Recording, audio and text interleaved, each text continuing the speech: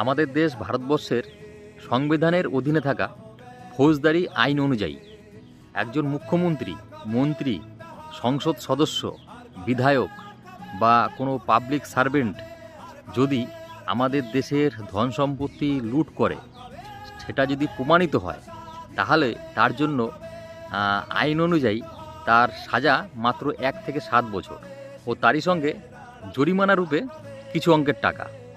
তাহলে বুঝতেই পারছেন আমাদের রাজ্য পশ্চিমবাংলায় যে এত দুর্নীতি হয়েছে তার পিছনে আসল রহস্য কী। আমার মনে হয় আমাদের দেশ ভারতবর্ষের সংবিধানে এমন একটা আইন আনা উচিত যেখানে আমাদের দেশের কোনো মন্ত্রী বা নেতা বা পাবলিক সার্ভেন্ট যদি কোনো সরকারি সম্পত্তি লুট করে থাকে, তার শাস্তিস্বরূপ ফাঁসি দেওয়া হবে। তাহলেই হয়তো আমাদের দেশের নেতাদের যারা দুর্নীতি করে বা দেশের সম্পত্তি লুট করে থাকে তাদের মন মানসিকতা পরিবর্তন হবে।